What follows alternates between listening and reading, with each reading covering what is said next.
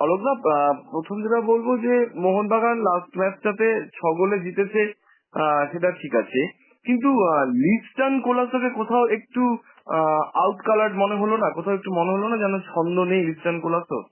Cristian Colaco মানে গতবার তার আগের বার যে ফুটবল খেলেছে তার 50% ফুটবল খেলছে না এবারে। আমি জানি না কেন এরকম অবস্থা। প্লেয়ার খুব ভালো, নো ডাউট, ও খুব ভালো প্লেয়ার। মানে বাদিক থেকে কাট করে ও ডান পায়ের শটটা খুব ভালো নেয় এবং ওর প্লেয়ার বলে আমি জানি না কেন এরকম অবস্থা হয়েছে। তারপরে বিয়েটা করেছে না এখন, একটুখানি হবেই, একটু কাঁপিয়ে তো হবেই, কিন্তু এখন দুদিকে কাজ রয়েছে না, জানি না ওরা ওয়াই দিয়ে আসে কি না।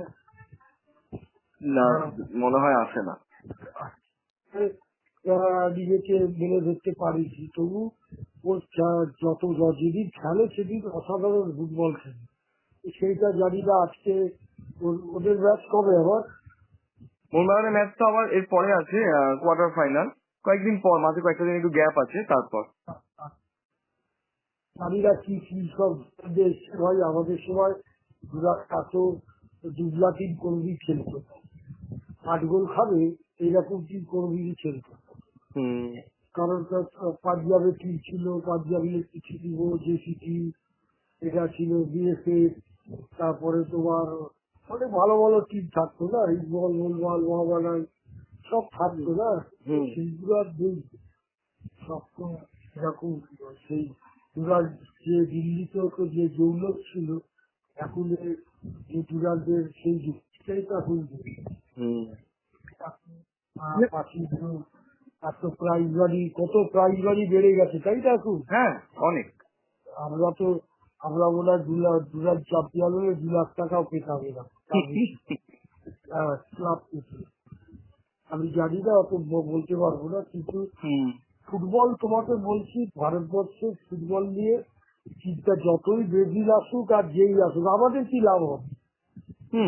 কোটি কোটি টাকা ওরা দেবে দিয়ে, যেটা বাইচুর বলেছে সেটা তো ভুল নয়। হ্যাঁ, বাইচুর একটা লিখেছে, তাকে বলছি যে এটা আমাদের প্লেয়ারদের পেছনে, বাচ্চাদের পেছনে, একাডেমির পেছনে খরচা করলে অনেক বেটার হতো।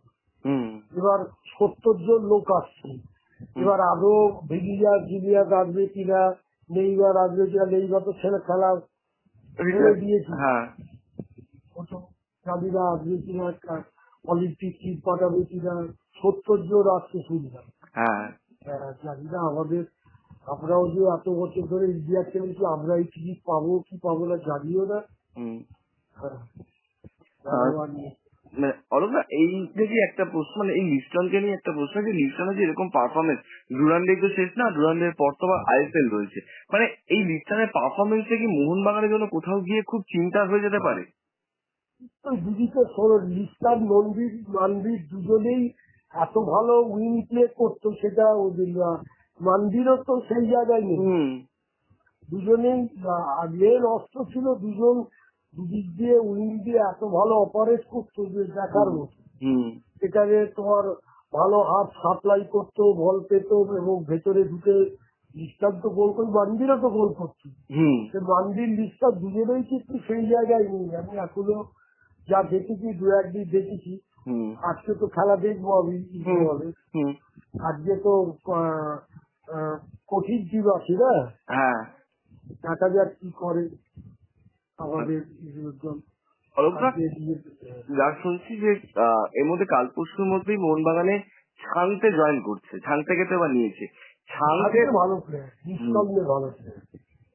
শান্তি যদি ওই মুভমেন্টে খেলে এসছে, সেই খেলা যদি খেলতে পারে মোহনবাগান লাভবান হবে, এইটুকু বলতে পারি। শান্তি ভালো অপারেট করে এবং গোল মুভমেন্টে যায়।